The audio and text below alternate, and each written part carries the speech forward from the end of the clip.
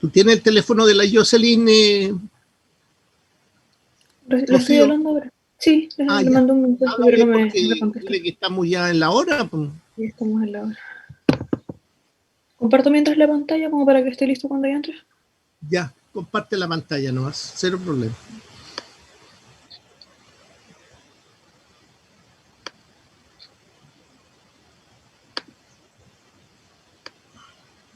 ¿Se ve?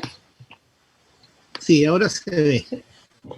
Ahora se ve, perfecto. Tienes que agrandar la pantalla nomás. Eso es. Está, creo que está como lo más grande que se puede.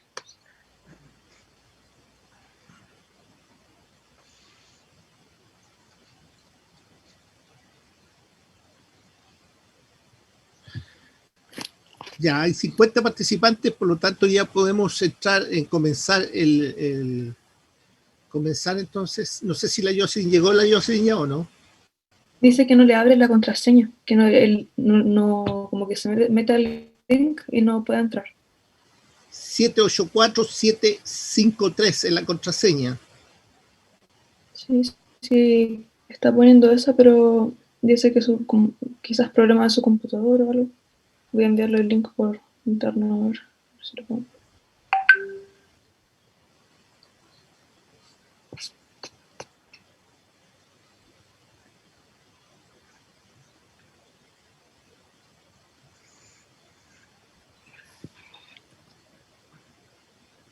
Ya. Comenzamos entonces nomás, Rocío.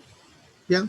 Si la Jocelyn no puede entrar, bueno, lo lamentamos, pero tenemos que de alguna manera comenzar el curso. Bueno, buenos días a todos. Hoy día, viernes, tenemos 2 periodos de clase los días viernes. Habitualmente un periodo es teórico y el otro periodo es práctico. Pero como no tenemos prácticos directos, hoy día vamos a hacer los 2 periodos teóricos y el práctico va a ser, ¿no es cierto?, la explicación de muchas cosas que todavía quedan por ahí en el tintero. Bien, hoy día corresponde entonces la anatomía del tórax y están a cargo de Jason, Jocelyn y Rocío. Voy a dejar con ustedes a Rocío, ¿no es cierto?, que sería la persona que está encargada de ese grupo. Rocío, ¿tú comienzas? Yo comienzo. Tú comienzas, Jason. Ya. Comienza nomás, Jason. En el transcurso del tiempo va a entrar seguramente Jocelyn. Ya. Comienza Jason nomás. Ya. Buenos días, compañero y profesor. Nuestro grupo nos tocó el tema de la anatomía del tórax. Los integrantes son Rocío Fernández, Jocelyn Martínez, quien les habla, Jason Sáez. Docente, doctor Jorge Enrique Espino. Siguiente. Rocío, mira. Los objetivos de la clase de hoy. 1. Conocer las generalidades de la caja torácica.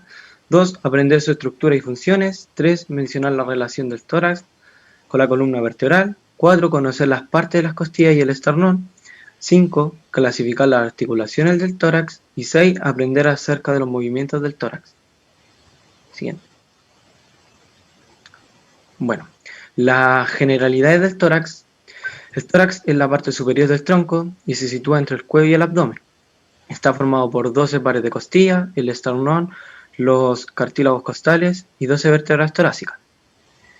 La estructura más importante del tórax son el corazón, la tráquea, los pulmones, grandes vasos y la propia pared torácica. La función de la caja torácica, que diferenciamos de la jaula ósea torácica, son la respiración, correspondiente a los pulmones y el diafragma, la protección de órganos vitales y la conducción.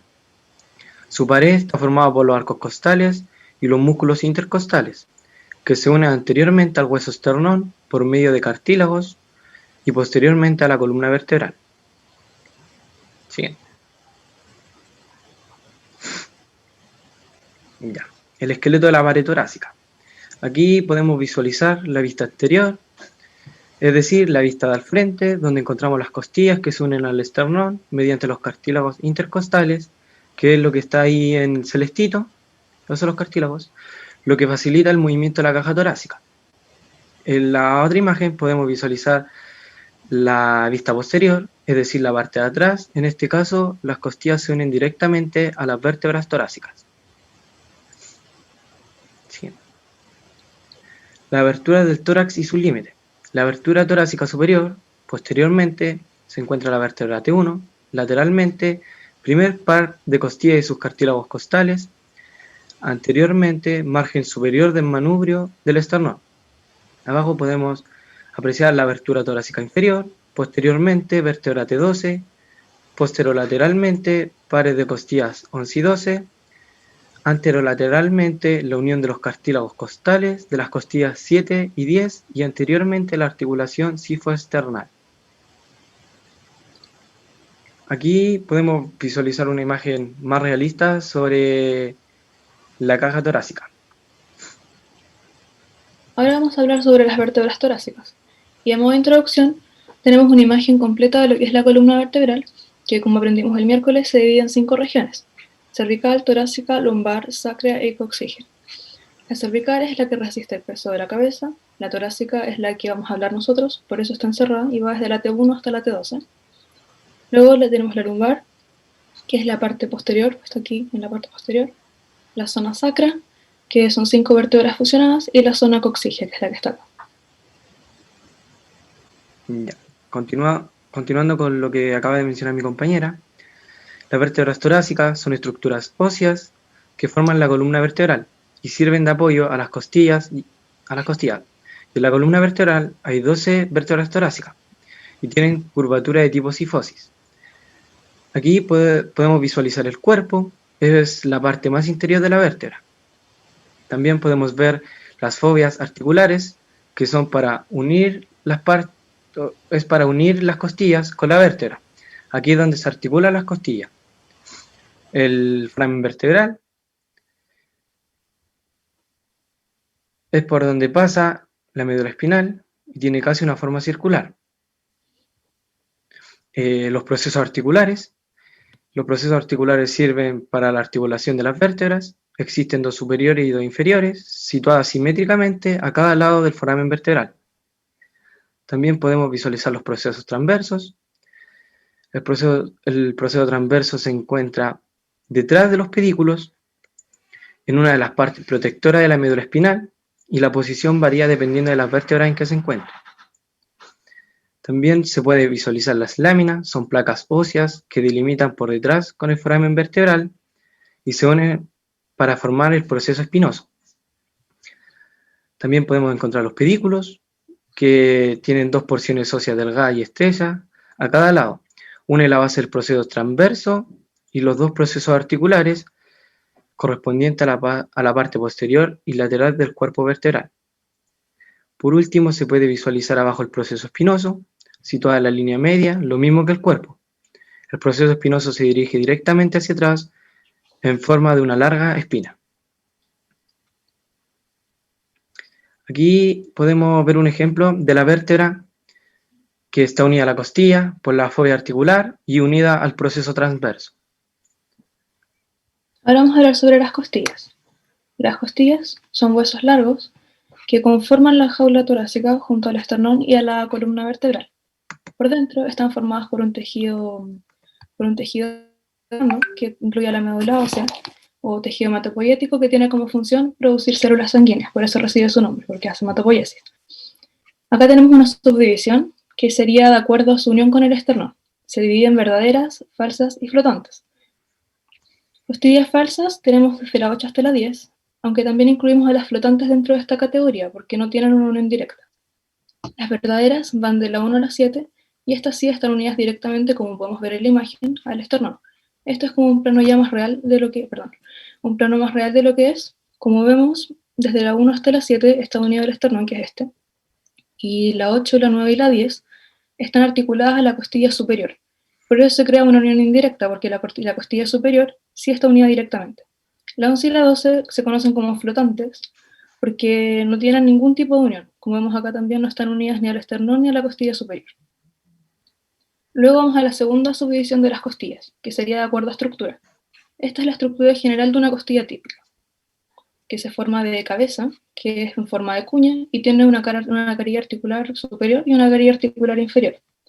La carilla articular superior se une a la vértebra superior, y la inferior a la vértebra correspondiente con la costilla. Si esto lo pusiéramos en práctica, la superior, y esta fuera, por ejemplo, la costilla 3, la carilla superior iría con la vértebra T2 y la inferior con la vértebra T3. Luego tenemos el cuello, que separa la cabeza del resto del cuerpo, a la altura del tubérculo, que es el que tiene una carilla articular para el proceso transverso, y también tiene una parte no articulada que es rugosa y es donde se inserta el ligamento costotransverso. Luego llevamos al cuerpo, que es todo esto. Es largo, es plano y delgado también, y curvo, sobre todo en la parte que es del ángulo costal, que marca la rotación de la costilla. Este es el surco costal, que es protector para vasos y para vasos intercostales. Nervios también. Esta es como una diapositiva igual de la costilla típica, que la expliqué antes, pero aquí ya la tenemos más completa y con los nombres, más que nada para que la vean y la puedan resumir. Luego vamos a las costillas atípicas, que son la 1, la 2, la 11 y la 12. No lo mencioné antes, pero estaba en el título que las costillas típicas van desde la 3 hasta la 10. La costilla número 1, que está acá, es más ancha que las demás y solamente tiene una carilla, a diferencia de lo que dije antes de 2, que se articula con T1 y tiene 2 surcos transversales que son para los vasos subclavios. La segunda costilla tiene un tubérculo que es para inserción muscular y esta sí tiene 2 carillas. La 11 y la 12 son más cortas y no tienen ni tubérculo ni cuello. Ahora vamos al esternón, que es un hueso plano que marca la mitad de la cara anterior de lo que es la jaula torácica. También, como mencioné antes, junto a las costillas y a la columna vertebral forman un conjunto, que es la jaula torácica. Tiene 3 grandes partes: el manubrio, el cuerpo y el proceso sifoides. El manubrio es una estructura grande, bueno, no grande, pero ancha y cóncava por dentro, y esa concavidad que está en el interior se conoce como incisura yugular. Luego aquí tenemos la articulación supraesternal, que es la que marca un ángulo entre el manubrio y el cuerpo. Ese ángulo se llama el ángulo del esternón. Aquí tenemos el cuerpo, que es más largo que el manubrio, como podemos apreciar, y tiene las incisuras costales y claviculares, que son para las articulaciones esternoclaviculares. Luego aquí tenemos al proceso sifoides, que es la parte más pequeña y puede variar igual en forma, y la articulación sifoesternal, que separa el proceso sifoides del cuerpo y marca el límite inferior, como dice acá, de la zona central de la cara anterior de la caja torácica. En adolescentes y adultos, sus 3 partes, que son estas de aquí que ya mencioné, se unen por una articulación de tipo sincondrosis, pero esta se puede llegar a osificar con la maduración del esqueleto y el paso de la edad. Aquí tenemos la articulación manubrio-esternal con una imagen ya más acercada y las incisuras costales con sus números. Aquí tenemos otra imagen, y ese sería el manubrio, este sería el cuerpo y este sería el proceso sifoides. Las articulaciones. Las articulaciones de la pared torácica son movimientos frecuentes asociados a la respiración y los llamamos respiraciones frecuentes porque constantemente estamos respirando y cualquier alteración hacia nuestras articulaciones puede alterar nuestra respiración. Acá podemos ver algunas articulaciones como la articulación manubrio-esternal. Esta articulación se encuentra unida al manubrio y el esternón. Esta articulación es de tipo sínfisis. Tenemos la articulación costocondral. Esta articulación está unida al extremo lateral del cartílago costal con el extremo external de las costillas. Es de tipo sincondrosis y está relacionado con los ligamentos cartílago y el hueso unidos por un periósteo. Tenemos la articulación intercondral. Esta articulación se encuentra unida entre los cartílagos costales de las costillas sexta y séptima y octava y novena. Esta articulación es de tipo sinovial plana y está relacionada con los ligamentos intercondrales.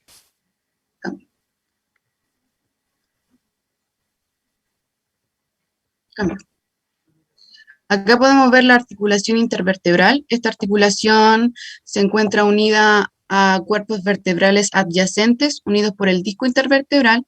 Esta articulación es de tipo sínfisis y está relacionada con los ligamentos longitudinales anterior y posterior. Acá tenemos la articulación sifoesternal. Esta articulación se encuentra unida entre el proceso sifoides y el cuerpo del esternón. Esta es de tipo sincondrosis. La articulación costovertebral se encuentra unida entre la cabeza de la costilla con la fosita costal superior del cuerpo vertebral correspondiente y con la fosita costal inferior del cuerpo vertebral superior a ellas. Esta articulación es de tipo sinovial plana y está relacionada con los ligamentos radiado e intraarticular. de la cabeza de la costilla y los ligamentos costotransversos lateral y superior. Tenemos la articulación esternocostal.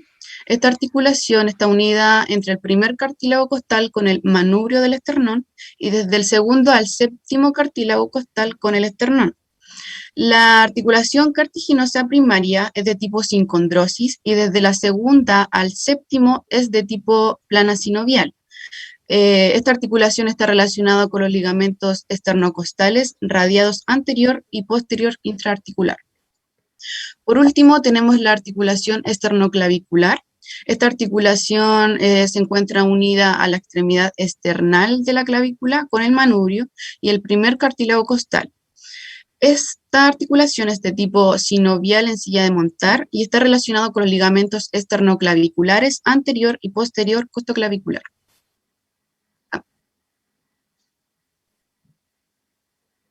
Y acá podemos ver los ligamentos. Acá tenemos el ligamento radiado de la cabeza de la costilla y tenemos el ligamento intraarticular de la cabeza de la costilla. Y acá podemos ver otros ligamentos. Tenemos el ligamento controtransverso lateral y el ligamento controtransverso superior.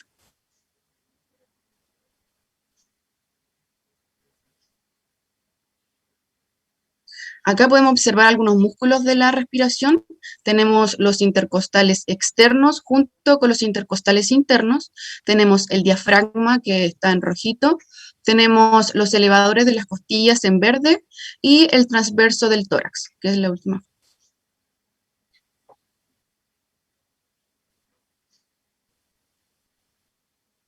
Cambio. Ya, los movimientos de la caja torácica. La altura de la caja torácica aumenta durante la inspiración a medida que el diafragma desciende al contraerse y durante la expiración el diámetro vertical vuelve a su posición neutra debido a la retracción de los pulmones. Como sabemos, la función de la caja torácica es, además de proteger los pulmones y el corazón, realiza los movimientos respiratorios. Tenemos dos, la inspiración y la expiración. Ahora vamos a hablar sobre la inspiración. La inspiración funciona gracias a que los músculos intercostales se contraen y mueven la caja torácica hacia adelante y hacia arriba, de forma que aumenta su volumen. El diafragma se contrae, lo que aumenta aún más la caja torácica, haciendo que los pulmones se expandan y el aire entre. Ahora la expiración. Ya, la expiración funciona debido a que los músculos intercostales se relajan y la caja torácica disminuye su volumen. El diafragma también se relaja y el volumen disminuye más todavía. Los pulmones se contraen, haciendo que el aire salga. Ya, acá podemos observar las referencias y muchas gracias por su atención. Bien, estaría presentado entonces el trabajo sobre tórax, presentado entonces por sus compañeros Jason, Jocelyn y Rocío. Voy a pedir que bajen la presentación, por favor, para poder conversar un poquito. ¿Dejo de compartir? Deja de compartir, exactamente.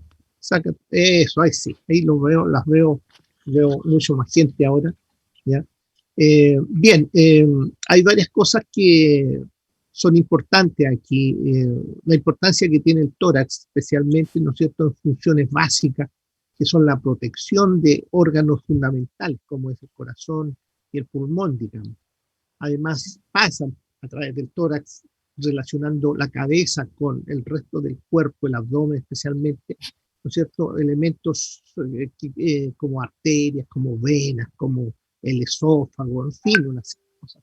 Por lo tanto, hay una serie de elementos de conducción que hay ahí, ¿ya?, que son funciones extraordinariamente importantes. Y la función quizás más trascendente que tiene la pared torácica es la función respiratoria. ¿Por qué? Por lo que explicaba su compañera Jocelyn, ¿no es cierto?, sobre el movimiento que se produce en la inspiración y en la expiración. Ojo que los términos están muy bien empleados, como lo pusieron ustedes. Inspirar es ingresar aire dentro del tórax. Por lo tanto, uno hace inspiro y expiro es cuando uno saca el aire del interior del tórax. Yo echo afuera el aire, ¿ya? La palabra es expirar. no con X, porque con X, expirar, es morirse. Entonces, ojo con ese detalle importante. A veces se escriben mal la palabra y ponen expirar. No, es expirar, con S. Bien, yo creo que la presentación fue bastante clara, precisa, algún detallito nomás que se le fue a alguno de ustedes, ¿no? El diafragma es un músculo que está en la parte baja del tórax, entre abdomen, ¿no es cierto?, y tórax, y abdomen y tórax, de tal manera que es como una cúpula que está en el piso del tórax, por decirlo así. Y esa cúpula se levanta o se baja, se levanta o se baja. Esa es la función que hace. Bien, yo voy a hablar un Profe, poco de... Sí, disculpe, ¿puedo dar unas felicitaciones al grupo que era el que yo estaba ayudando? claro que pueden. Chicos, felicitaciones, lo hicieron súper bien, estuve escuchando toda la presentación, tomaron todas las recomendaciones que les dije, estuvieron leyendo, pusieron buenas imágenes y lo hicieron súper bien, así que eso ahora a seguir estudiando y seguir escuchando la clase del profe. Muchas gracias, Perfecto. profe. Gracias, gracias. Gracias. La Paulina, y que ya es una mujer experimentada en este tipo de presentaciones, ella ya le da su veredicto. Yo creo que es bueno, hay que presentar y dejar claro, especialmente porque sus compañeros lo están escuchando. Y la idea es la médula, lo medular de la clase de hoy, es lo que ustedes hablaron. Esto es lo medular. Ahora yo voy a hablar también de lo mismo, pero dándole algunos detallitos que probablemente por su experiencia ustedes no los tomaron en cuenta, pero que le van a ir aclarando y van a ir cerrando la idea, digamos, y que después espero que los ayudantes, ¿no es cierto?, repasen esto con ustedes nuevamente y que les puedan a comprender mejor.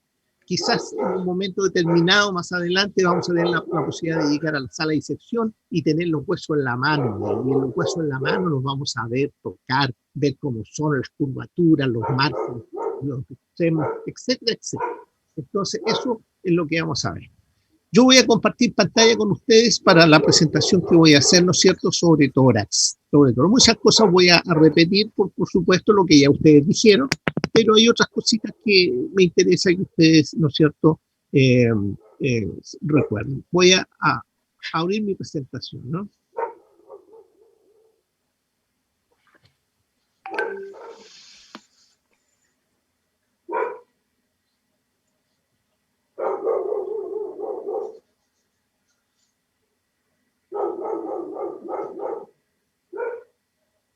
Aquí entonces voy a compartir pantalla con ustedes.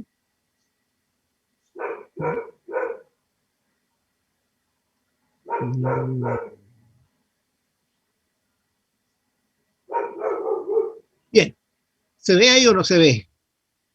¿Sí? Sí. Ya. Bien, vamos entonces a hablar sobre tórax. Esencialmente voy a hablar sobre algunos aspectos generales de tórax primero, pero en general sobre hueso y articulación nos interesa. Puede ser que tórax después lo vamos a ver en la parte de miología, como la musculatura del tórax de forma independiente, en otra clase más adelante. ¿Ya? Bien, lo primero que tenemos que decir que el tórax en la mujer y en el hombre tienen grandes diferencias. Y ahí ustedes pueden ver una vista anterior, ¿no es cierto?, del tórax en el hombre y en la mujer. El A, ¿no es cierto?, constituye la mujer. En la mujer aparecen estas estructuras que son exclusivamente femeninas por su gran desarrollo, que son las mamas, ¿ya? Eso está adosado, ¿no es cierto?, entre la tercera y la séptima vértebra en la parte anterior. Por lo tanto, eso le va a dar las características, ¿no es cierto?, diferentes al tórax femenino. En cambio, en el hombre, si bien también existen pequeños mamilos allí, pero el desarrollo de eso es mínimo.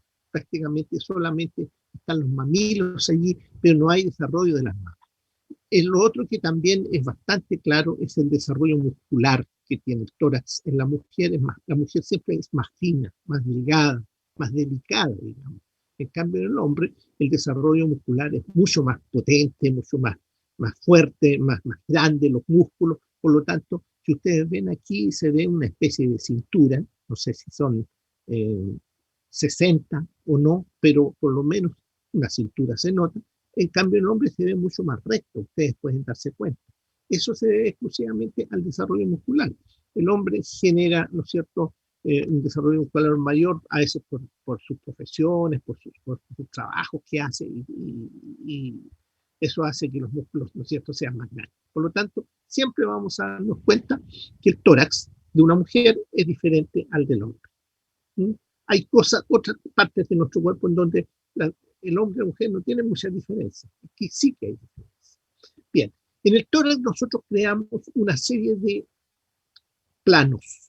Y estos planos los podemos crear de la siguiente manera, a través de líneas verticales que atraviesan, ¿no es cierto?, el tórax.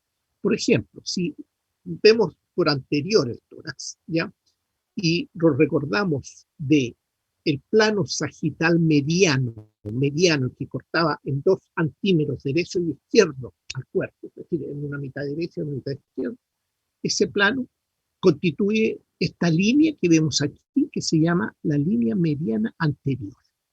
Esta es mediana, no media, mediana, anterior. Ahí vemos claramente la línea media anterior. Esa línea media anterior pasa justo por la mitad, es decir, corta al esternón que está por delante, lo divide en 2 partes. Como que si esto fuera, mis manos fueran el esternón, separo justo en el centro. Ahora, lateralmente al esternón, aquí tengo el esternón, aquí lateralmente, aquí al margen lateral del esternón, yo tengo una línea que se llama la línea esternal. Línea esternal. ¿Ya? Entonces tengo la línea mediana y lateralmente a los márgenes del esternón tengo entonces la línea esternal. Después, si vamos hacia lateral, ¿ya? Estas líneas son muy importantes porque hay muchas referencias de órganos que están relacionadas con estas líneas. ¿Ya? Si vamos hacia lateral y llegamos al mamilo o pezón, podríamos decirlo, mamilo o pezón, que tanto el hombre y la mujer tienen, ahí hay una línea que pasa, ¿no es cierto?, que es paralela a la línea mediana, pero que pasa justo por la zona del el mamilo, ¿ya? Y arriba corta, ¿no es cierto?, justo la mitad de la clavícula, que la vamos a ver después, la clavícula es un hueso que está aquí. Esa línea, por cortar la mitad de la clavícula, lleva el nombre de línea medio clavicular, por delante. ¿Se fijan? Ahí estaría esta línea medio clavicular. Y entre esta línea, que pasa por el mamilo, la media clavicular, y la mediana, que es la que está en el centro, en la parte central de las dos, hay otra línea que se llama la línea paraesternal. Por lo tanto, por anterior, son 4 líneas, no se olviden, 4 líneas. La línea mediana anterior, la línea external, la línea paraesternal y la línea medio clavicular. Esos son los planos como cortamos, ¿no es cierto?, el tórax con la parte anterior. Después nos vamos a la parte lateral del tórax, aquí, en la parte lateral. En la parte lateral ustedes ven que hay 3 líneas que se ven claramente, que están en relación a este espacio que se llama el hueco axilar, es decir, la axila. Si nosotros levantamos el brazo, vamos a ver que la axila está limitada por delante por un músculo, ¿no es cierto?, que es el pectoral, y por detrás por otro músculo que es el gran dorsal. ¿Ya? Hay 2 músculos, uno anterior y otro posterior. Estas 2 líneas que están por delante y por detrás se llaman línea axilares. Entonces la que está por delante, que pasa por el pectoral, que es el músculo que está aquí, el borde de este músculo que está aquí, el margen de este músculo que está aquí, es la línea axilar anterior. Y si ustedes van hacia atrás y van al margen del músculo que está aquí en la región posterior, que lo vamos a ver cuando veamos músculos mucho más claros, ¿ya? Vamos a hablar de la línea axilar posterior. Entonces, la axila está limitada por delante por una línea axilar anterior y por detrás por una línea axilar posterior. ¿Cuáles son los elementos que hacen que nosotros creamos estas líneas? ¿Ya? Para crear estas líneas tenemos que tomar los músculos, el músculo pectoral mayor y el músculo gran dorsal que está por detrás. Y entre ambas líneas axilares hay una línea que se llama línea axilar media. Esta línea axilar media es importantísima, ¿no es cierto?, en el desarrollo de la descripción de los linfáticos, etcétera, y de otras cosas relacionadas con la mama. Eso es por lateral, ¿ya? Y por posterior ahora, por detrás tenemos de nuevo la línea mediana posterior. Ojo, mediana posterior, que es la misma que estaba acá por delante, pero que ahora la vemos por detrás. Lateralmente a la columna, inmediatamente lateral a la columna, pegadita a la columna, una línea que se llama paravertebral, así como había una, ¿no es cierto?, una línea que está en relación con el esternón, aquí una línea paravertebral. Y pasando la escápula, especialmente el vértice inferior de la escápula, ¿ya?, el ángulo inferior, hay una línea que se llama la línea escapular. Por lo tanto, por detrás hay tres líneas: la línea mediana posterior, la línea paravertebral y la línea escapular, ¿ya?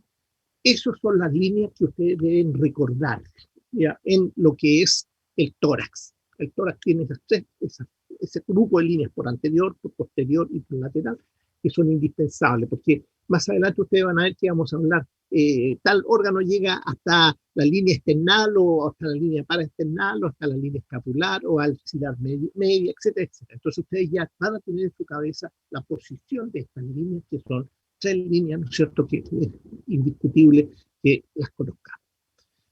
Bueno, ya dijimos al principio, habíamos conversado de que las funciones del tórax son especialmente la respiración. ¿Por qué? Porque toda la pared torácica se mueve en el momento de la respiración. Acuérdense que la respiración tiene dos procesos: inspiración y expiración. Por lo tanto, en nuestros dos procesos, el tórax se está moviendo. Y protege a órganos interesantes, como es el pulmón por dentro y como es el corazón. Son órganos que deben estar protegidos. Imagínense si el corazón no tuviera una protección ósea a su alrededor. En cualquier momento uno podría tomarlo, aplastarlo y hacer que se pare el movimiento del corazón. Y eso traería consigo que nosotros pudiéramos, ¿no es cierto?, morir definitivamente.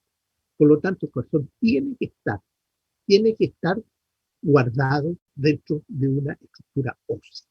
No es como el hígado, por ejemplo, o los intestinos, o el estómago, que nosotros nos podemos tocar el abdomen y empujar y tocar el hígado, y no nos va a producir ningún problema. Pero el corazón sí podría traer como consecuencia, ¿no es cierto?, un paro cardíaco que sencillamente lo lleva a la muerte.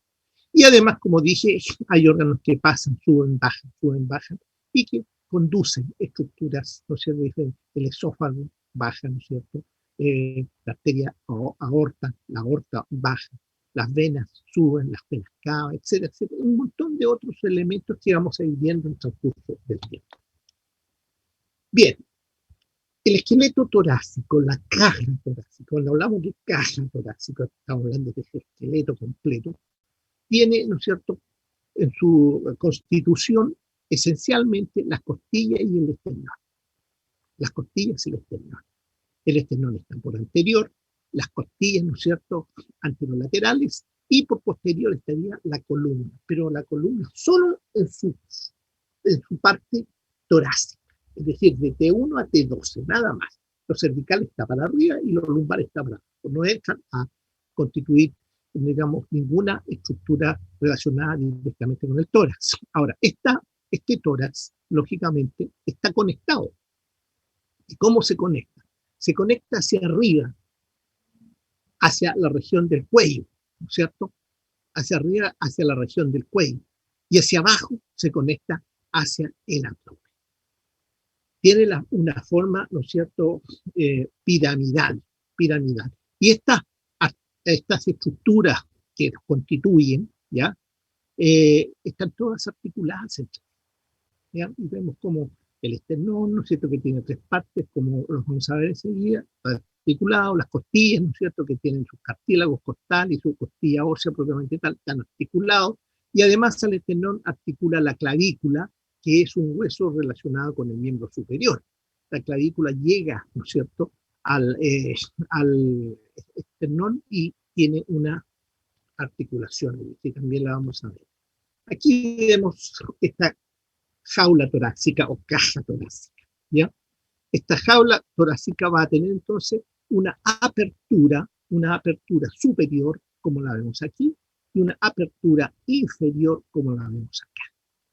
Va a tener, ¿no es cierto?, un ángulo muy amplio en la parte anterior y baja, aquí, antero-inferior, podríamos decir. Este ángulo, esta angulación, se llama el ángulo infraesternal.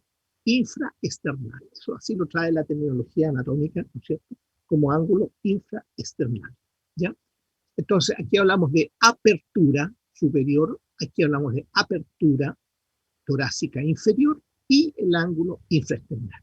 Y alrededor de esto, ustedes pueden ver entonces las costillas como se visualizan desde la 1 hasta la 12 aquí, la 11 y la 12 que son muy cortas, digamos, en ese aspecto. Bien, veamos las aperturas superior e inferior. ¿Cuáles son sus características? La apertura superior nos comunica con el cuello, ¿se dan cuenta? Es chica, es pequeña, pero vamos a ver las cosas que pasan por allí. ¿Cuánto tiene de ancho? Los límites primero. La primera vértebra torácica por detrás, la primera.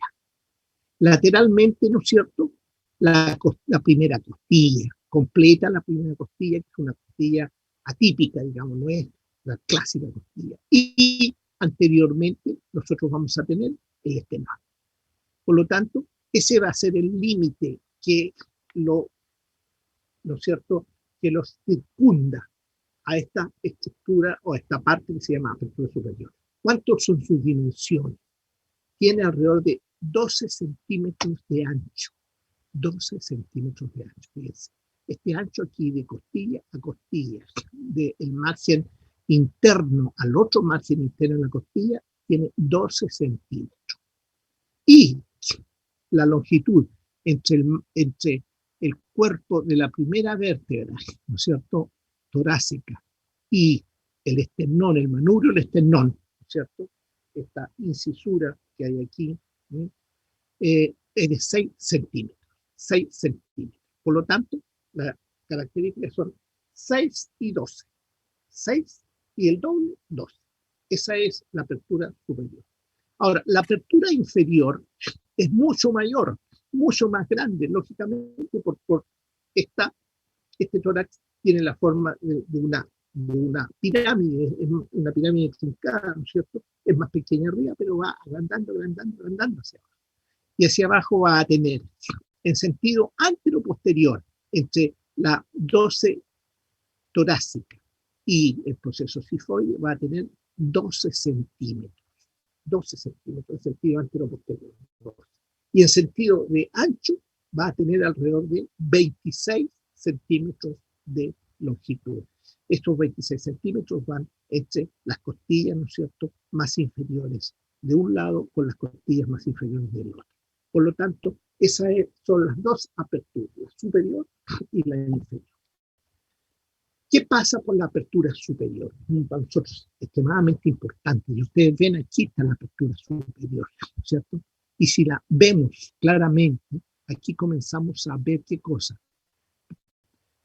El esófago, la tráquea, que son elementos fundamentales. Y además, y ojo con esto, aquí vemos el esófago y aquí vemos la tráquea, ¿no? El esófago, por donde se baja el alimento, la tráquea, por donde entra y sale el aire. Ahora, lateralmente aquí vemos el vértice de los pulmones, es decir, el vértice, la parte más alta del pulmón, atraviesa esta apertura superior y el vértice del pulmón es prácticamente cervical, es decir, podemos entrar al vértice por el cuello, no necesariamente por el tórax. Y además, ustedes pueden ver una gran cantidad de vasos. Ustedes pueden ver aquí, ¿no es cierto?, estos vasos que van atravesando aquí, que en general, ¿no es cierto?, corresponden a la arteria subclavia, la arteria carótida común, digamos, ¿ya? Corresponde a las grandes venas, a la vena cava superior, ¿no es cierto? Aquí vemos las venas brachiocefálicas, en fin, vemos la subclavia, vemos aquí también la vena yugular interna, que todas estas estructuras están relacionadas con este. Y además de esta estructura vemos nervios importantes. Y aquí pasa, por ejemplo, el nervio frénico, que lo vemos allí, pasa otro gran nervio muy importante que lo vamos a estudiar también, que se llama el nervio vago. Nervio vago, ¿ya? Pasan también estructuras de tipo linfática. El conducto torácico que viene desde abajo asciende y atraviesa esta apertura superior. Por eso esta apertura superior es tan importante, porque los órganos son vitales los que pasan por ahí, ¿ya? Si se nos corta el vago, nos viene un paro cardíaco de inmediato, ¿ya? Inmediatamente tenemos un paro cardíaco y tenemos muerte súbita. La persona que se ahorca, por ejemplo, ¿ya? Se cuelga del cuello, ¿qué hace en el momento que se deja caer? El vago se corta y al cortarse muere un paro cardíaco. De tal manera de que esa es la importancia que tiene esta apertura superior. En la apertura inferior tenemos el diafragma, que cierra toda esta apertura inferior, y por supuesto por debajo del diafragma encontramos órganos abdominales como el estómago, ¿no es cierto?, el hígado, el vaso y otros órganos. Y por arriba están los pulmones, ¿ya? Pero hay una división ahí, clara y cerrada, que vamos a verlas con detalle. El ángulo infraesternal. Fíjense el ángulo infraesternal que está dado por el reborde de las costillas. Las costillas tienen un reborde. Desde el proceso cifoide hacia abajo van haciendo como una vuelta así y van abriéndose lateralmente. Este ángulo es diferente en cuanto a su medida en el hombre y en la mujer, ¿ya? Fíjense, este es un tórax masculino, por lo tanto, vamos a tener que este ángulo en el tórax masculino mide entre 75 a 80 grados en cuanto a su apertura, ¿no es cierto? 75 a 80 grados. Es el tórax más amplio, más ancho en el hombre. En cambio, en la mujer, como vemos a este otro lado, ustedes ven que el tórax es un poquito menor, va entre 70 y 75 grados aproximadamente, ¿sí? Un poquito más chico. La mujer no tiene la amplitud que tiene el hombre en la parte inferior por el desarrollo muscular, por lo tanto, ese ángulo infraesternal es un poco menor en la mujer. Bien, esos son detalles generales que ustedes, ¿no es cierto?, tienen que repasar. Sus compañeros ya hablaron sobre el tema de las costillas. Ustedes pueden ver, son 12 pares de costillas lateralmente y nosotros tenemos que dividir estas costillas. Esa división es importante, ¿ya? Sus compañeros no la nombraron la división, pero nosotros hablamos de costillas verdaderas, ¿ya?, y costillas falsas. ¿Y a qué se debe el término verdadero y falso? El término verdadero significa que la costilla realmente por detrás se relaciona directamente con la columna vertebral y por delante, a través de su cartílago, se relaciona directamente con el esternón, ¿ya? Por lo tanto, si ustedes ven la primera costilla, está articulada con la primera vértebra y da la vuelta y articula con el esternón. La segunda hace lo mismo, la tercera lo mismo, la cuarta lo mismo, la quinta lo mismo, la sexta lo mismo, y la séptima, que es esta, hace también lo mismo, llega al esternón. Y esta es la última costilla que llega al esternón, partiendo de la séptima vértebra posterior y llega al esternón por delante. Por lo tanto, estas 7 primeras costillas van a ser costillas verdaderas, ¿ya? ¿Y cuántas son? Son 12. Gonzalo, tú estás levantando la mano, veo ahí una mano, ¿alguna pregunta, Gonzalo? Sí, es que cuando usted empezó a explicar esto, dijo que nuestros compañeros no habían explicado esta división, pero yo recuerdo que ellos sí lo mencionaron en su presentación. Bueno, Costillas de 1 a 7, costillas reales. Perfecto. Entonces, 8. que no me acordaba. Ya. Así que tranquilo, Gonzalo, nomás, no te preocupes, eso es lo de menos. Hay cosas que a veces a uno se le escapan. Profe, Así que, sí, ¿cómo? Josefa, Sí, habla más fuerte, sí, porque no te escucho mucho. ya. ¿Cómo afecta al cuerpo las personas que, por ejemplo, hay famosas que se sacan costillas? ¿Eso cómo afecta a nuestro cuerpo?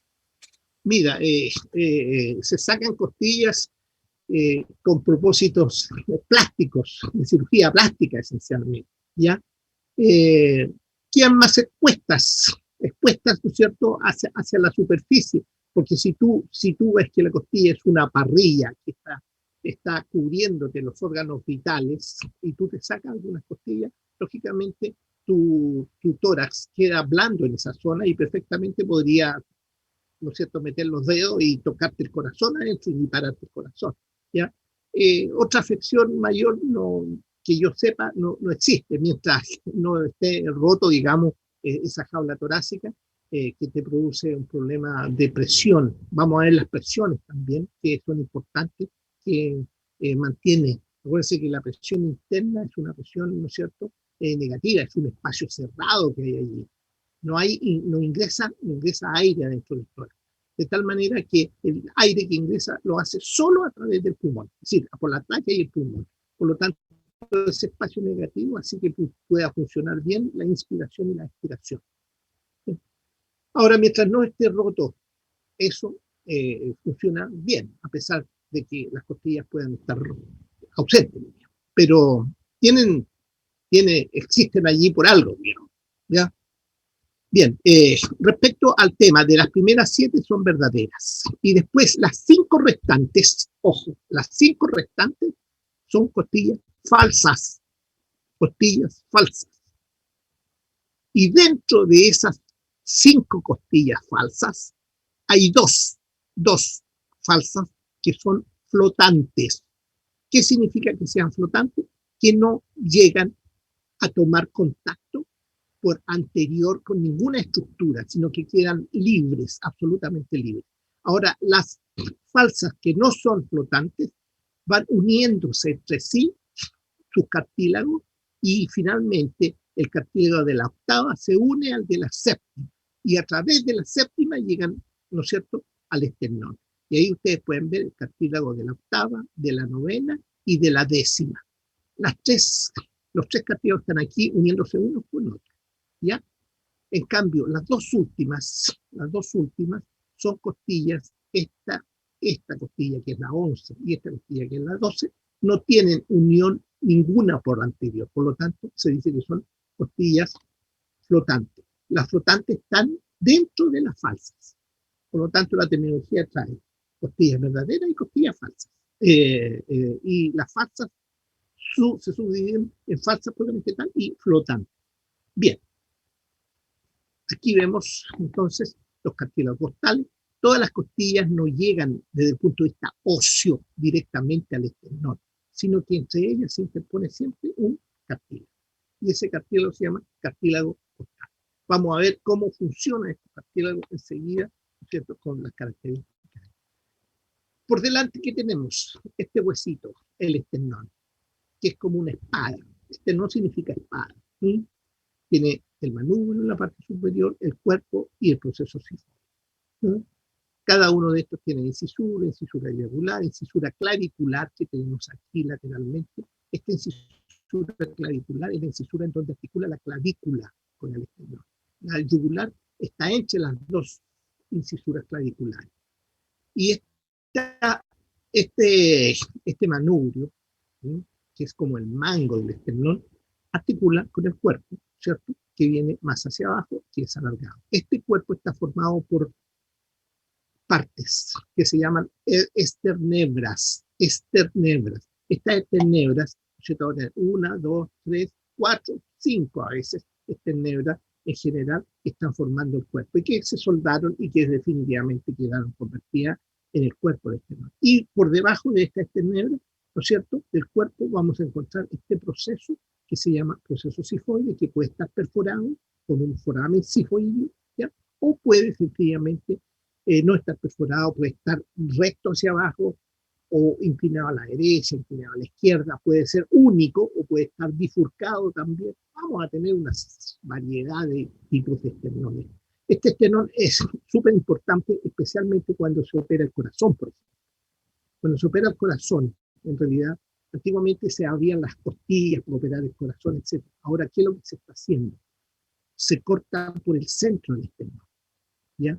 Y se abre el esternón lateralmente. Por lo tanto, se expone todo el interior del tórax, separando el esternón. Una vez que se termina la operación, se acercan las costillas y el esternón se junta y se le pone, ¿no es cierto?, una serie de alambres allí para poder amarrarlo definitivamente. Y posteriormente cicatriza como cualquier hueso normal, sin mayores problemas.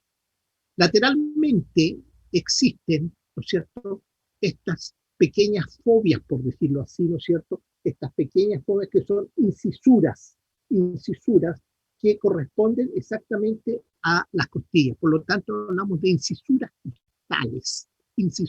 costales. Fíjense el detalle siguiente. La primera incisura costal está en el manubrio, por debajo de la incisura clavicular. Aquí está la incisura clavicular, ahí estaría la primera costilla, que sería, o el primer cartílago costal de la primera costilla, que corresponde a la primera incisura.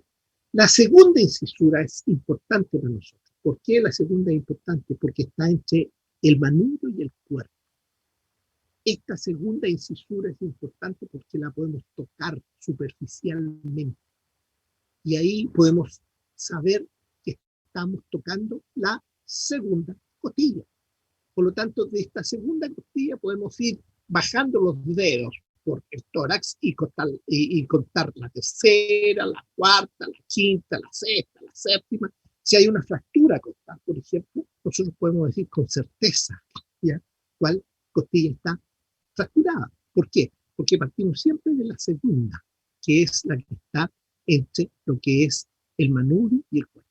Segunda, o sea, tercera, cuarta, quinta, sexta y la séptima, que está prácticamente abajo en relación con el proceso sifoide y el cuerpo.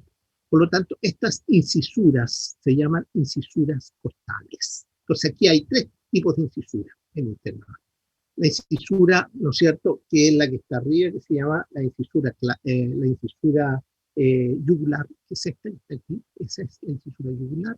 Lateralmente, esta que está aquí, o aquí, ¿no es cierto?, es la articulación con la clavícula, por lo tanto hablamos de incisuras claviculares, y las 7 incisuras costales para los 7 cartílagos costales.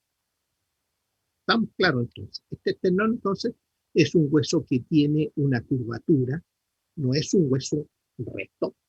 Especialmente la curvatura se hace notar entre el manubrio y el cuerpo.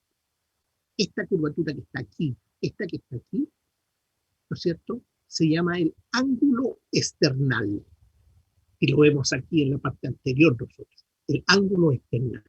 Si nosotros partimos de arriba aquí del cuello, tóquense aquí el cuello, van a ver la incisura yugular. Y bajen hacia abajo y van a ver de repente que hay una saliente. Esa saliente es el ángulo esternal. Este ángulo esternal también va a ser muy importante porque nos vamos a referir a él después cuando veamos otros aspectos de nuestro cuerpo. Ahí está el ángulo esternal. Ese es el ángulo esternal. Entre el manubrio y el cuerpo. Ahí vemos el ángulo esternal. Aquí también lo vemos. Fíjense que hace una línea con T4, está a nivel de T4. Más o menos, ¿ya? Bien. Los cartílagos son importantísimos. ¿Por qué son importantísimos? Porque son los que unen las costillas con el esternón. Por lo tanto, aquí hay dos tipos de articulaciones importantes, ¿ya? Todo cartílago es un condro. Acuérdense del ácido condroitín sulfúrico, que era el que formaba el cartílago. Entonces, hablamos de condro. Entonces, esta articulación se llama condro costal, la que está entre la costilla y el cartílago. Y esta articulación entre el cartílago y el esternón se llama condro esternal. Entonces, hablamos de condro costal y condro esternal. La primera costilla también tiene al principio, ¿no es cierto?, cartílago. Pero en la primera costilla, este cartílago va a ir desapareciendo rápidamente y se va a ir transformando en hueso. De tal manera que finalmente nosotros vamos a terminar con la primera costilla uniéndose directamente al hueso a través, ¿no es cierto?, de una articulación que se llama sincondrosis. La sincondrosis aquí es una articulación que se ossifica, se transforma en hueso. Entonces la primera costilla aparece pegada directamente al esternón. ¿Cómo es una costilla? Aquí tenemos la característica de una costilla. Acuérdense que aquí hay costillas atípicas y costillas típicas. Las atípicas son la 1, la 2, la 11 y la 12. ¿Ya? Esas son las atípicas clásicas. El resto de costillas son típicas.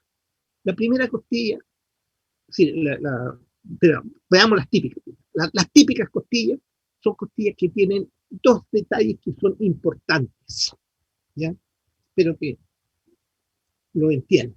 Primero, una costilla, fíjense que tiene una forma semicircular. Si yo tengo esta estructura en mi mano aquí, que asemeja una costilla, ¿no es cierto? Tiene una curvatura sobre el plano. Fíjense aquí, este es un papel que yo tengo aquí, y este es el plano del papel. Este es un plano y este es el otro plano. Si yo tomo este papel y lo empiezo a doblar así, ¿cierto? Y lo doblo así, lo voy doblando de esta manera, ¿ya? Así, y formo un círculo, y después lo suelto, fíjense cómo me quedó. Me quedó como una costilla, ¿ya? Una costilla así, de esta manera. Esta curvatura se llama curvatura sobre el plano. Curvatura sobre el plano. Y esto hace que la costilla, ¿no es cierto?, sea semicircular, así. Y esto yo me lo pongo lateralmente y va a ser la costilla. Pero además de esta curvatura sobre el plano de la costilla, también va a tener una curvatura sobre sus márgenes. Si ustedes se dan cuenta que el papel, aquí hay un margen que se llama margen superior, ¿no es cierto? Y aquí hay otro margen que es el margen inferior. Si yo tomo el margen superior aquí con una mano y el margen inferior, el margen anterior, el margen posterior con la otra mano, y lo giro, pero lo giro uno para allá y el otro para acá, se me curva la costilla. ¿Se dan cuenta que se curvó esta costilla? Y la curvatura de esta costilla es una curvatura sobre sus márgenes. Y esta curvatura sobre sus márgenes me deja una costilla que no queda en el mismo plano.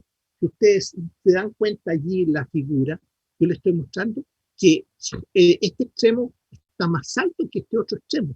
Por eso cuando nosotros vemos la curvatura de la costilla sobre sus márgenes, vemos que un extremo es más alto. Si nosotros tomamos esta costilla y la ponemos en un plano, en algo absolutamente, ¿cómo se llama?, que sea horizontal, me va a quedar de esta manera. A ver si tengo el ejemplo aquí con algo que pueda mostrarles para poder... yo tengo este plano aquí, este libro que tengo aquí, y yo pongo esta costilla, ¿no es cierto? Un extremo va a estar pegado al plano, pero el otro me va a quedar levantado, ¿se dan cuenta? Me queda levantado. Si yo le toco al plano este otro, el otro me queda levantado. Es decir, existen entonces dos curvaturas en la costilla. Una de arrollamiento, ¿no es cierto? Y la otra de torsión. Curvatura de arrollamiento y curvatura de torsión. Arrollamiento es cuando arrollamos, ¿no es cierto?, una alfombra así y la tiramos. Y de torsión es cuando torcemos, ¿no es cierto?, uno para allá y el otro para acá. Y esa es la característica de la costilla. Tiene una cabeza, tiene un cuello y tiene una tuberosidad. Un cuerpo, lógicamente, ¿ya? La cabeza, ¿qué va a tener? Bueno, la cabeza, como ven ustedes, la cabeza aquí va a tener características. Aquí ven claramente la curvatura de torsión. ¿Se dan cuenta? Miren la curvatura de torsión que tiene, ¿ya? Aquí se ve muy claramente en esta figura la curvatura de torsión. Ahora, la cabeza tiene como característica dos fobias, una superior y otra inferior, en las costillas tipo, y una cresta que la separa, una cresta, ¿ya? Entonces, hay dos fobias y una cresta. Después vamos a tener una zona un poquito más delgada que se llama el cuello de la costilla. Y lateralmente vamos a tener la tuberosidad. Cuando hablamos de la tuberosidad, estamos hablando de esta estructura. Esta tuberosidad tiene dos zonas. Una zona donde hay una fobia articular para el proceso transverso de la costilla, y una zona no articular, donde hay un mamelón, un levantamiento, ¿no es cierto?, que es para los ligamentos de la articulación. Entonces, eso es lo que vemos. El cuerpo de la costilla va girando, va a tener un margen superior, relativamente redondeado, acuérdense que se llaman márgenes, no bordes, margen, y un margen inferior donde hay un surco, y este surco, ¿no es cierto?, se llama surco subcostal. Allí van esencialmente los vasos, los principales vasos intercostales. Entonces, esa es una costilla tipo, ¿ya? Ahí vemos, ¿no es cierto?, la costilla tipo. Aquí de nuevo vemos la costilla tipo. Y por delante, lógicamente, la costilla se continúa con el cartílago correspondiente. Esa es una costilla clásica. Las especiales son la primera, la segunda, la 11 y la 12. ¿Por qué son especiales? La primera porque las costillas tipos tienen una cara externa y una cara interna. Ese es otro detalle importantísimo también, que no se me ha olvidado decirse. Cuando es cavidad, una cavidad, tenemos 3 cavidades en nuestro cuerpo, 3 solamente: el cráneo, el tórax y la pelvis. Cuando es cavidad, los huesos tienen cara externa e interna. Por lo tanto, esta costilla tiene una cara interna y una cara externa, que es esta que vemos acá. Esta es la cara externa y esta sería la cara interna, ¿ya? Entonces, eso es muy bien. Este margen sería un margen superior en la costilla clásica, de la tercera a la 10ª, ¿no es cierto? Y este sería el margen inferior. Eso hace entonces que la primera costilla sea diferente. ¿Por qué? Porque es plana, está en una posición plana. Por lo tanto, su cara es superior. Su cara, en vez de ser una cara lateral o externa, ¿ya?, es una cara superior. Y la otra, por supuesto, es cara inferior. Entonces, esta costilla está en una posición diferente a las demás, ¿ya? Es una costilla cortísima, muy corta, muy pequeña, pero tiene cabeza, ¿no es cierto? Tiene cuello, tiene tuberosidad, igual que las demás, ¿ya? Ahora, tiene un margen interno, que es este que vemos aquí, y un margen externo, que es el que vemos acá. Es decir, tiene 2 márgenes, interno y externo, y 2 caras, superior e inferior, ¿ya? Además, en su cabeza va a tener una sola faceta o fobia para articular con la primera vértebra torácica. Después viene la segunda costilla. La segunda costilla es una costilla de transición. ¿Y por qué decimos de transición? Porque si en la primera costilla, ¿no es cierto?, tenía una posición así, es decir, horizontal, la segunda es una costilla de transición entre la primera y la tercera, que es así. La tercera es así. La primera es así. Por lo tanto, la que queda al medio, que sería la segunda, tiene una posición oblicua. Por lo tanto, esta cara que está aquí es una cara que mide un poquito hacia la parte externa y hacia la parte superior. Podríamos decir superior externo. Lo mismo ocurre con la otra cara inferior interna. Y sus márgenes, ¿no es cierto?, que son también un margen superior e inferior, pero el superior es más interno que el inferior, que es más externo. Por lo tanto, viene así, la otra viene en esta posición y la tercera viene vertical aquí abajo. Esa es la característica. También tiene cabeza, tiene cuello y tiene tuberosidad, lo mismo que las demás. Y además, esta costilla va a tener un detalle importante, ¿no es cierto?, que en este caso es la tuberosidad para el músculo serrato anterior, que es este que vemos aquí. Una tuberosidad bastante notoria para el músculo serrato anterior. Estas 2 costillas son fáciles. Digamos, ustedes toman el hueso y inmediatamente dicen, aquí está la primera, aquí está la segunda, sin ningún problema. Ahora, de la tercera hacia abajo, ahí no sabemos, ni yo tampoco sé cuál es cuál. Después viene la 11 y la 12, ¿ya?, que vamos a verlas más adelante, que son costillas también atípicas. Aquí ven las relaciones. La primera costilla tiene un importante punto, que nosotros tenemos que decidir, que es este tubérculo que va aquí. Este tubérculo que está aquí se llama tubérculo para el músculo escaleno anterior. Y este tubérculo para el músculo escaleno anterior delimita dos surcos, el surco para la arteria subclavia y el surco para la vena subclavia. La vena y la arteria subclavia pasan por aquí, por delante y por detrás de esta estructura que se llama el tubérculo para el músculo escaleno anterior. Además, estos puntos de color aquí son inserciones musculares para otros músculos que llegan también a esta vía. Aquí está la tuberosidad, ¿ven? Esa es la tuberosidad, el cuello y la cabeza. Aquí ven la tuberosidad para el músculo serrato anterior, importante de la segunda costilla. Aquí ven ustedes la posición y los músculos escalenos. Estos son los músculos escalenos, ¿eh? Este es el escaleno anterior. Fíjense dónde llega aquí, a ese punto. Ahí toma inserción, por lo tanto, en el tubérculo que acabamos de señalar. Por detrás de él pasa la arteria subclavia y por delante pasaría la vena subclavia. Entonces, esos son interesantes puntos de vista. ¿Profe? Desde el punto de vista de las 11 y 12 costillas, son costillas, ¿no es cierto?, que tienen 2 o 3 detalles que son diferentes. La posición es la misma que las típicas, tienen una cara externa, una cara interna, margen superior, margen inferior, pero tienen una sola faceta en su cabeza, digamos, para conectarse con la costilla. El cuello prácticamente no hay un cuello muy claro, muy preciso, y no tienen tuberosidad. ¿Por qué no tienen tuberosidad?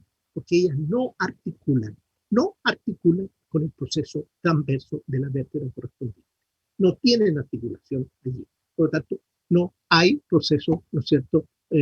No hay tubérculo lateral allí, no existe, ¿no es cierto? Esta zona tan importante que esa región que articulaba allí. Y en su extremo anterior habitualmente tienen un restito ¿de qué cosa? De cartílago. Pero este cartílago se mete entre los músculos nomás, no tiene conexión hacia adelante. Estas son las 11 y las 12 ahora. Aquí vemos la posición, ¿no es cierto?, de la primera costilla y del resto de las costillas. Aquí vemos de nuevo, ¿no es cierto?, el tórax, tal cual lo hemos visto. Y aquí vemos el arco costal. Este arco costal es esta estructura que formado por detrás, por la columna, lateralmente por la costilla y el cartílago costal, y anteriormente, ¿no es cierto?, con lo que es el esternón. ¿Cómo son estas articulaciones ahora de la costilla? Que son interesantísimas también desde el punto de vista del movimiento. Fíjense que la cabeza de la costilla articula con 2 vértebras, la que está por arriba y la que está por abajo. Por eso que tiene 2 facetas, con excepción de la primera y las 2 últimas, digamos, las 11 y las 12. Y además tiene una tuberosidad que articula con esto, que sería, ¿no es cierto?, la fobia del proceso transverso de la vértebra correspondiente. Esta articulación se llama costo vertebral. Toda esta articulación se llama costo vertebral. Y aquí vemos esta costo vertebral. Aquí está la cabeza de la costilla articulando con el cuerpo vertebral, y aquí está, ¿no es cierto?, la tuberosidad de la costilla articulando con la fobia, ¿no es cierto?, del proceso transverso. Ahí estaría. Ambas articulaciones, las 2, son sinoviales planas. Y por ser sinoviales planas, tienen movimientos de deslizamiento, se desliza. Por eso la costilla se puede mover, ¿no es cierto? Y el tórax puede aumentar y disminuir, porque hay sinoviales. Veamos cómo están sujetas, cómo están firmes estas articulaciones. Aquí vemos la cabeza de la costilla. Esta es interesante. ¿Por qué? Porque aquí, en la cabeza de la costilla, nosotros vamos a tener como característica clásica, ¿no es cierto?, 2 fobias, una superior y otra inferior, en una costilla tipo.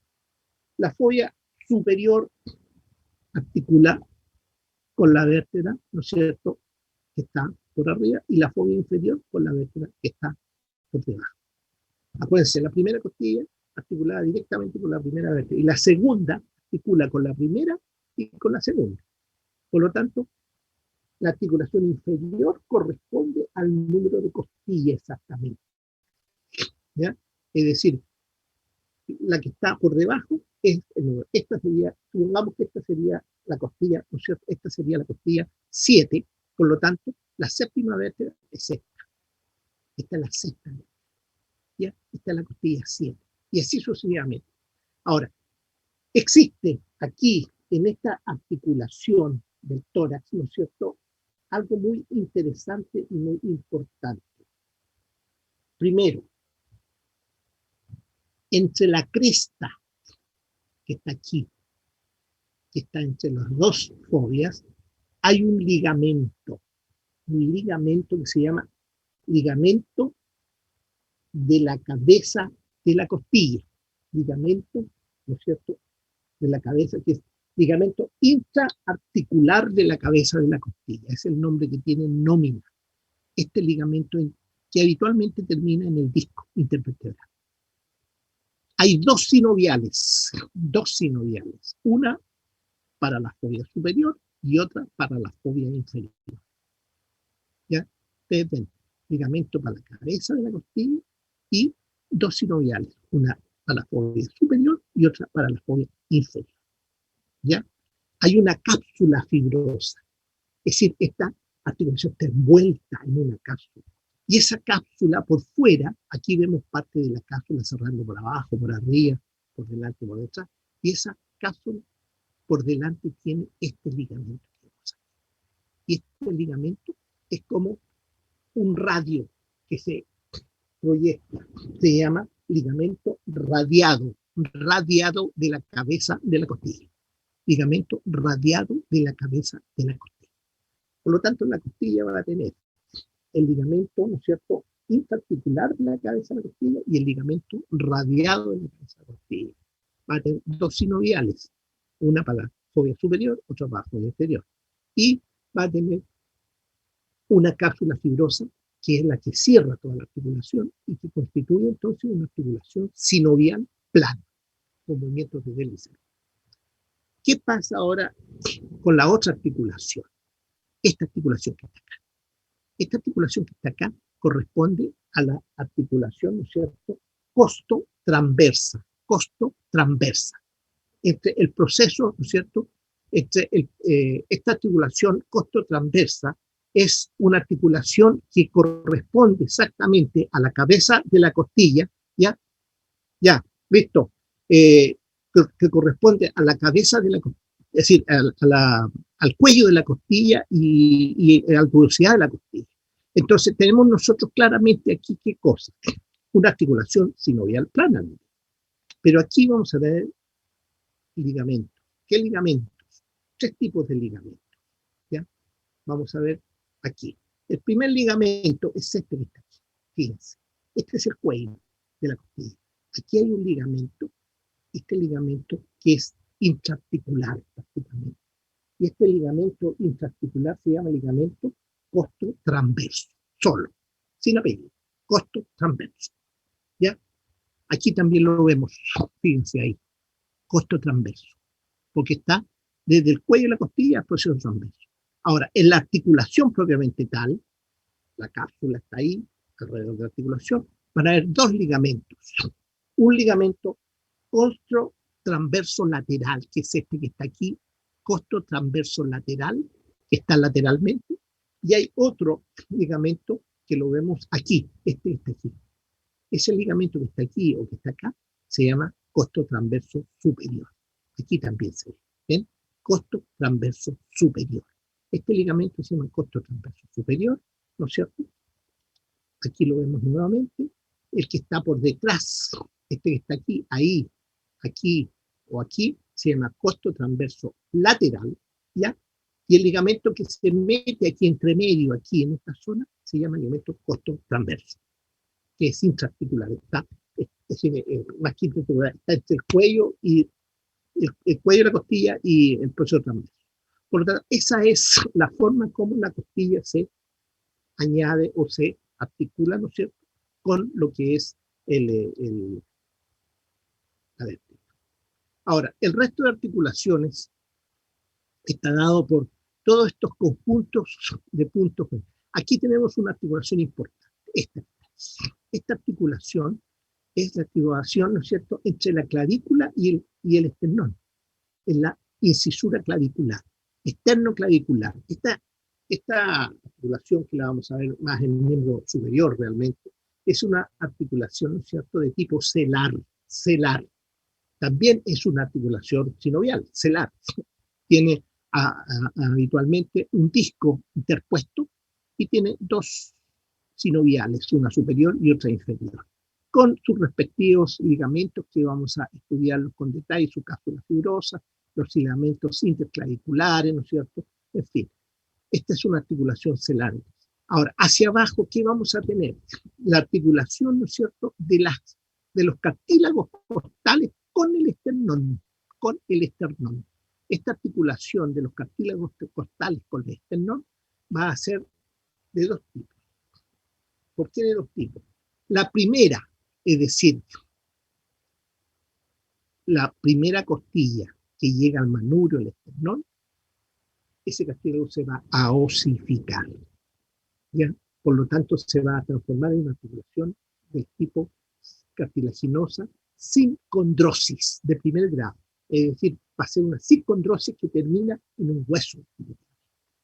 Pero de ahí hacia abajo, creo yo que tengo aquí, fíjense, ¿qué es lo que vemos aquí? Articulaciones con espacios internos, es decir, aquí vemos articulaciones sinoviales, de nuevo. ¿Y qué tipo de sinoviales? Sinoviales planas.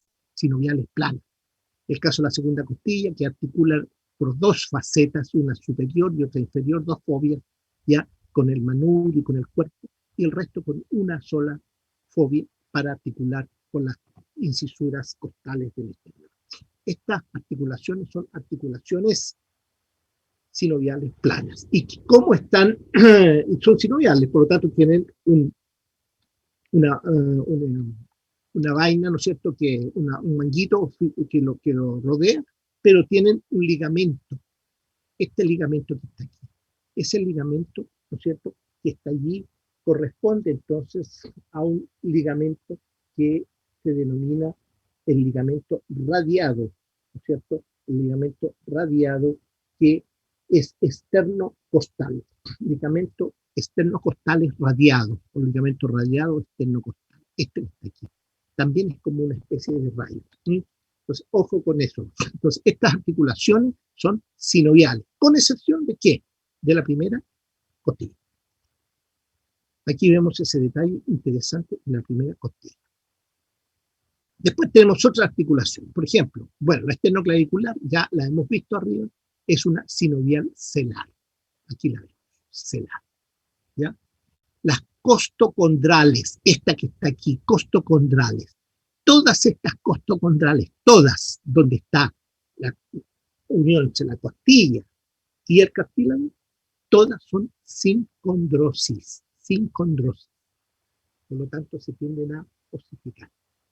La articulación esternocondral, es decir, la articulación entre el cartílago y el esternón, ya dijimos, la primera de esta que está aquí, es una articulación sin condrosis, pero el resto que está hacia abajo, todas son articulaciones sinoviales planas, ¿ya? Después, si nosotros vemos hacia abajo, y aquí hay un detalle interesante que no se olvide, desde la séptima hacia abajo, la séptima es la última que llegó al esternón, de la séptima hacia abajo, la octava, la novena y la décima se articulan entre sí. Por lo tanto, los cartílagos se unen unos con otros aquí. Esas articulaciones se llaman intercondrales. Y como ven aquí, ¿no es cierto? Por ejemplo, una intercondral, aquí otra intercondral, ¿ya? Todas estas intercondrales son articulaciones sinoviales planas. ¿Ya? Ahora, la décima costilla o cartílago se articula con la novena. En esa articulación intercondral entre la décima y la novena no hay sinovial plano, sino que es una articulación fibrosa, fibrosa. Esta articulación es, aquí la vemos, miren, es una articulación fibrosa. En cambio, esta es una sinovial, esta es una sinovial, esta es una sinovial. Esta es una fibrosa entre la novena y la décima. No se olviden de esos detalles. Después yo pregunto en las pruebas esos detalles. ¿Ya? Ahora, entre el manubrio y el cuerpo del esternón, manubrio y cuerpo, existe generalmente, entre todos, ha llegado un acuerdo, digamos, una sínfisis, a pesar que muchas veces esa sínfisis se osifica también, pasa a ser una circundrosis, pero se clasifica generalmente como una sínfisis. ¿Mm? Y entre el cuerpo y el proceso sifoide se clasifica como una sincondrosis, es decir, se une habitualmente el proceso sifoide del cuerpo. No siempre, pero se une. Depende de la edad. ¿No? Entonces, ahí tenemos las articulaciones estomacales. Esos detalles son interesantes que ustedes los recuerden y que puedan disfrutar. Aquí hay unos esquemas que nos permiten entender mejor el movimiento del tórax. Existen dos Profesor. movimientos. Sí, cuénteme. Cuénteme. En la articulación manubrio external, ¿qué costillas eran? ¿Qué número? La segunda costilla está justamente entre el manubrio y el cuerpo del esternón, ahí. Ahora, la primera está en el manubrio solamente, y la segunda está entre el manubrio y el cuerpo. ¿Y la sifo external? La sifo external, esa está abajo, en la parte inferior. Eso es propio del puro esternón. Ahí, en la sifo external, habitualmente, ¿no es cierto?, es una articulación entre el cuerpo y el proceso sifoides. A veces puede que el séptimo cartílago toque un poquito el proceso sifoides, pero generalmente el proceso sifoides es libre, ¿no es cierto?, de articulación. Articula solo con el cuerpo. Bueno. ¿Te queda claro, Israel, o no? Sí. Ya. Si ustedes ven aquí, esta primera figura, la que está arriba, es como un mango de pozo. Cuando nosotros tiramos agua, un pozo de agua, ¿no es cierto?, movemos el mango hacia arriba y hacia abajo. Es decir, en el fondo las costillas se levantan y se bajan. Hacen este movimiento. Se levantan y se bajan. Desde el punto de vista anterior, es decir, yo tengo aquí mi costilla aquí hacia anterior, se levanta y se baja, se levanta y se baja. Es como el mango, ¿cierto?, de una bomba de pozo de agua. ¿Te fijas? Ahí está la flecha y ahí está. Es decir, va hacia arriba, el esternón se me levanta, se me baja. Cuando yo hago, se me levanta. Cuando yo saco el aire, se baja, se levanta y se baja. Esa articulación son de la cabeza a las costillas y de los procesos costotransversales. Y el otro proceso que ejecuta aquí es al levantarse y bajarse, ¿no es cierto?, es como el asa de balde. Cuando ustedes tienen un asa de balde y la dejan caer, pega en el balde. Pero si levantan el asa de balde, se va despegando de la cara lateral del balde y se va separando. Por lo tanto, va aumentando el diámetro transverso, el eje transversal. Y ustedes pueden darse cuenta entonces de que la costilla, en el momento que se levanta, hace un aumento del eje transversal. O como mis brazos aquí. Yo junto mis brazos o los levanto. Junto y los levanto.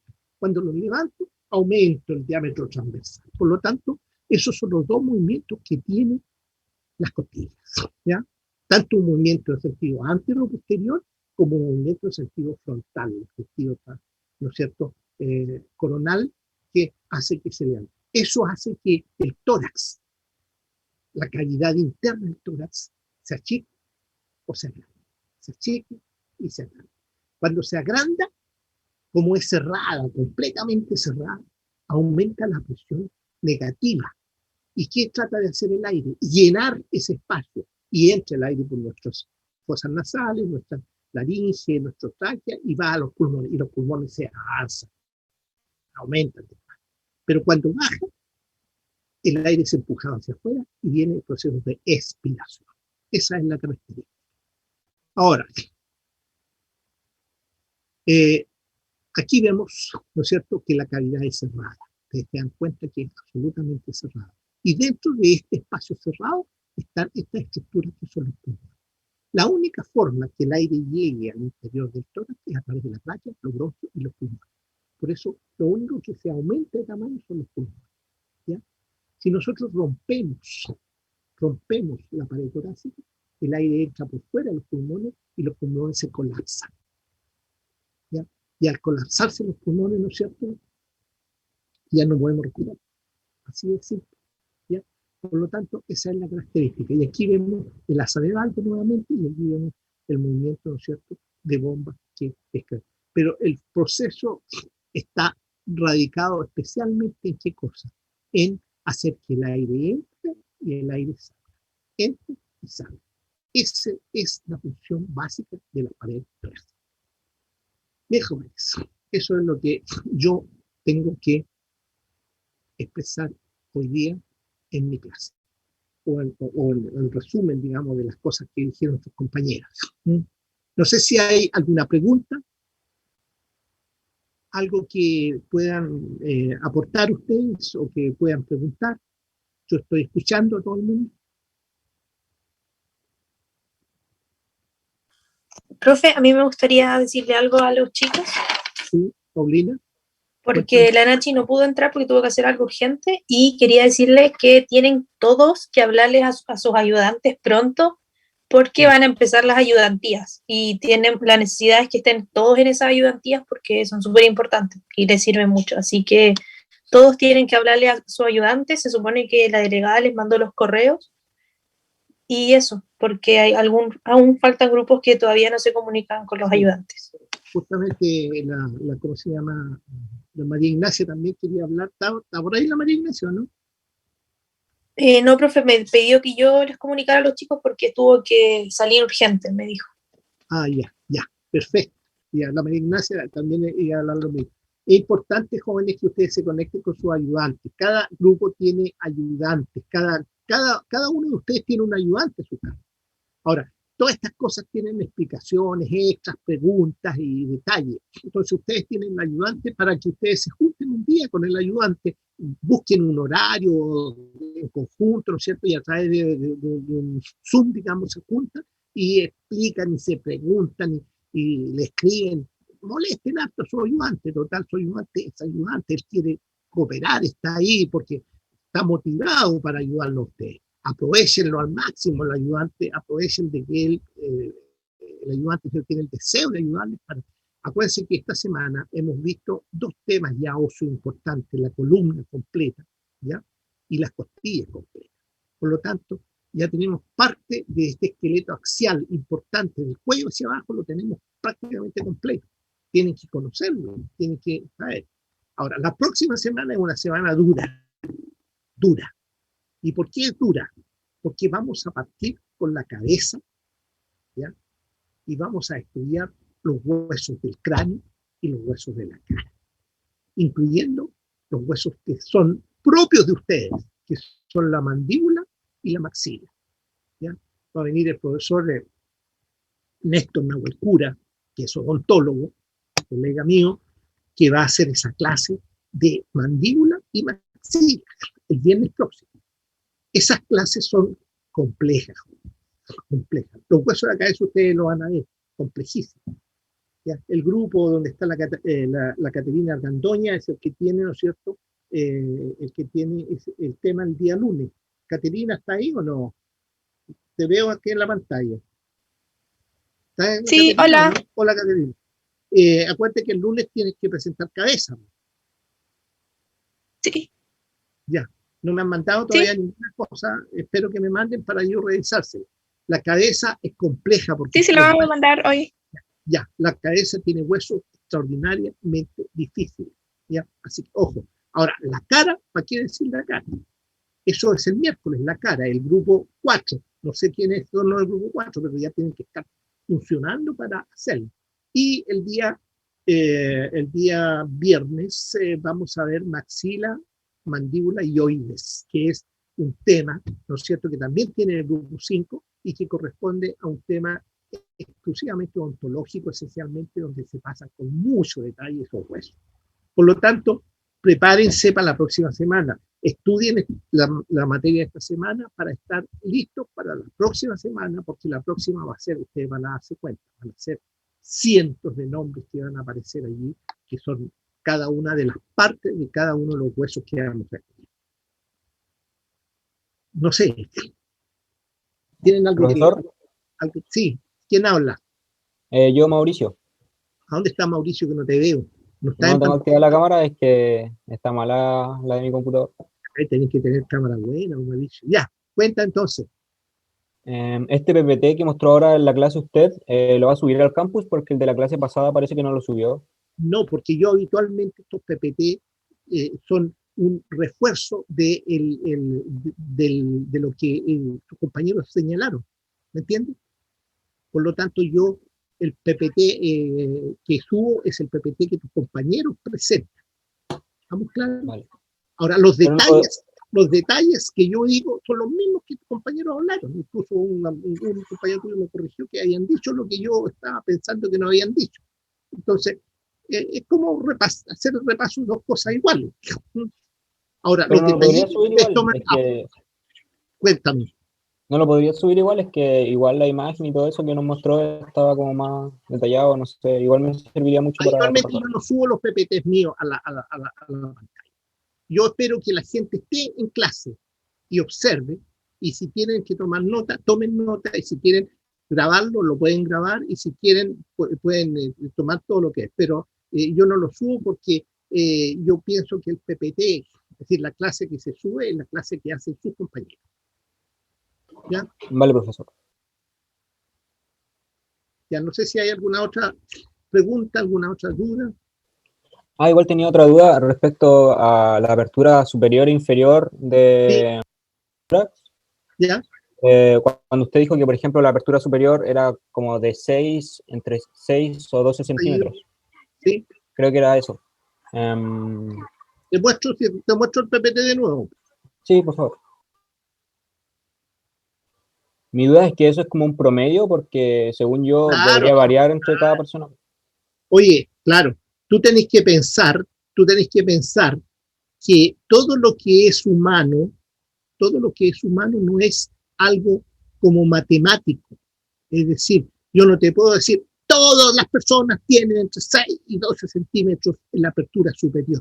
No puedo decirte, porque hay personas que son más grandes, otras que son más chicas, otras que son, ¿no es cierto?, más delgaditas, otras que son más gruesas, en fin. Por lo tanto, siempre tú, en la parte humana, biológica en general, tienes que establecer rangos. Y esto que uno les dice aquí es el promedio de esos rangos, ¿ya? El promedio de esos rangos.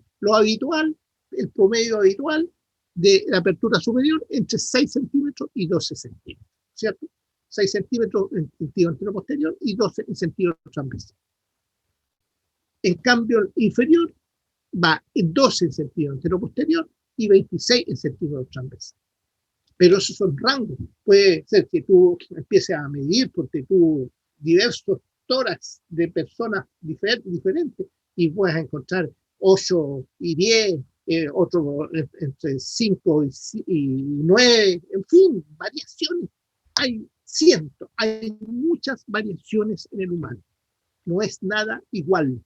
Por eso nos sirve estudiar mucho, ¿no es cierto?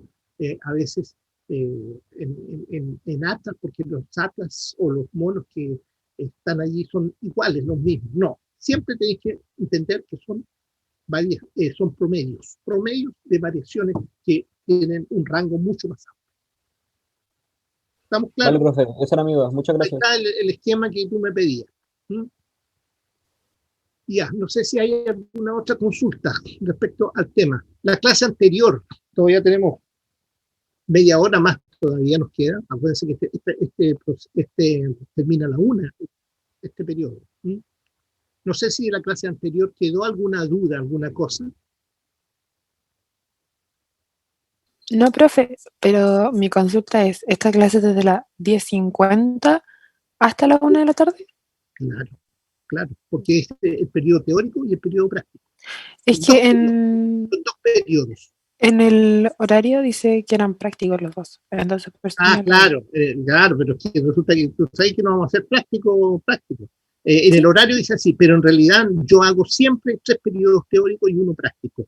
Ya.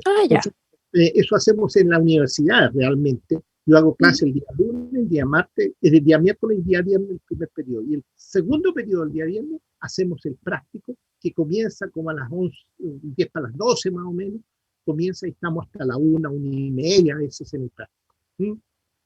Ya, profe, muchas gracias. Pero estamos en Zoom, así que en el fondo estamos haciendo práctico aquí. Yo estoy tratando de hablarle a ustedes y preguntarles sus dudas, sus cosas que ustedes tienen que después intercambiar con sus ayudantes. Digamos. No sé si hay alguna otra pregunta, alguna otra cosa. La clase anterior me preocupa algunas cosas que en realidad en último momento tuvimos que decirlas muy rápido, digamos. No sé si quedó claro o no quedó claro eso. Sí, profe, a mí, por lo menos a mí no me quedó la última parte tan clara. No te quedó la última parte tan clara de la clase, de la última clase, digamos. Si quieres, Sí, lo de vértebras. claro, yo lo que no puse claro fue la última parte, porque déjame ver si encuentro el PPT aquí, ¿ya? El PPT de columna.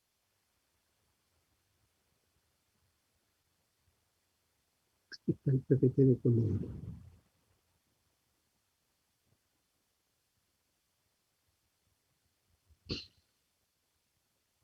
Y aquí yo voy a mostrarte el PPT de columna, a ver si logro mostrarte la última parte. Por aquí. Aquí está el PPT de columna, me parece que es este. Este es el de, este de columna. ¿Se ve o no? Sí. Ya. Quiero la última parte. Bueno, las vértebras ya las conocen ustedes, las características de las vértebras, ¿no es cierto? Todo lo que era característico, ¿ya? Pero la última articulaciones, estas articulaciones ya el anillo fibroso, el núcleo pulposo, como de la articulación entre los cuerpos vertebrales, los ligamentos, longitudinal anterior, posterior, ¿ya? Los ligamentos amarillos que están aquí entre las láminas, ¿no es cierto? Y el resto de ligamentos que están entre los procesos transversos, intertransversos, ¿no es cierto? Los procesos espinosos, los interespinosos, ¿ya? La relación entre cabeza y columna, que es importante, es decir, la primera vértebra, que en este caso es el atlas, está realmente conectada con el axis, con el axis y por arriba con el hueso occipital, con el occipital. Entonces aquí, en esta zona, está cerrada, ¿por qué? Por una membrana atlanto-occipital anterior y un ligamento atlanto-occipital lateral. Anterior, lateral. Y si lo vemos por posterior, ustedes ven aquí por detrás una membrana atlanto-occipital posterior. De tal manera que la cabeza está firmemente unida entonces al atlas, que sería la primera vértebra. Y lógicamente el ligamento nucal, que es el ligamento supraespinoso, que va sobre el proceso espinoso, es parte del occipital arriba, de la protuberancia occipital externa. Ahora, a mí me interesa, ¿no es cierto?, esta articulación que es importante. Acuérdense que los movimientos de rotación del cráneo se ejecutan aquí, entre la primera y segunda vértebra, y no entre el cráneo y la columna. Entonces, ojo con este detalle. Aquí está esa articulación que es una trocoides. Por lo tanto, es una sinovial trocoide, con dos membranas sinoviales, una anterior y otra posterior. Y con los ligamentos alares, ligamentos cruciformes, como lo vimos el otro día, fascículos longitudinales, los fascículos transversos, que es importante, los alares, ¿no es cierto? Ahora, me interesa que toda esta articulación está cubierta por esto que se llama la membrana tectórea, significa membrana del techo, ¿eh? Que no es otra cosa que la proyección del ligamento, ¿no es cierto?, longitudinal posterior, que sube hasta el occipital. Aquí está, ¿no es cierto?, la estructura interna, y esto está todo tapado aquí por detrás con esta estructura. Ahora, en la parte baja habíamos visto también esta articulación sacroiliaca, el ángulo, el coxis, contenido, las curvaturas de la columna. Ya sabemos, 7 curvaturas tiene la columna, 4 curvaturas en sentido antero-posterior, 3 en sentido transverso. ¿Ya? Las de sentido transverso son curvaturas que están dadas esencialmente por el uso del miembro superior. Si somos diestros, tiene un estilo; si somos izquierdos, tiene el otro estilo. ¿Ya? Aquí vemos entonces estas. Ahora, cuando se exageran las curvaturas, se exageran, va más allá de lo habitual, nosotros hablamos de una escoliosis, o una gran cifosis, por ejemplo, o una lordosis mucho mayor. ¿Se fijan? Entonces, esto hablamos, lo que está en rojo aquí es patológico, es una enfermedad, digamos, es algo que está fuera de... Y lo verde sería lo habitual, lo normal. Eso sería lo normal. ¿Ya? Entonces, ahí tenemos. Ahora, respecto a los movimientos, y esto fue lo que no alcancé a hablar el otro día mucho, porque alguien me dijo, no, estamos ya llegando a la hora, ya es bueno ir, etcétera, etcétera. Bueno, la cuestión es que tenemos cervical, torácico y lumbar. Estas vértebras, 24 vértebras, son las que realmente se mueven. Estas son las que se mueven. Es decir, todos los movimientos que hacemos con la columna se hacen sobre estas vértebras. Ahora, fíjense los detalles que son importantes. En la cervical, aquí tenemos C0, C1. ¿Qué significa C0 y C1? El occipital con la primera vértebra cervical, el atlas. Aquí tenemos que en esta articulación entre el atlas y el occipital, lo que más sucede, el movimiento mayor que sucede, está aquí anotado: flexión y extensión. Es decir, nosotros hacemos flectado o extendemos, flexión y extensión. Ese movimiento es el que más sucede. Leves movimientos, pocos movimientos, ¿no es cierto?, a un rango de 9 a 10 grados aproximadamente de inclinación lateral. Es decir, yo puedo lateralizar así un poco mi cuello a un lado o un poco mi cuello al otro lado.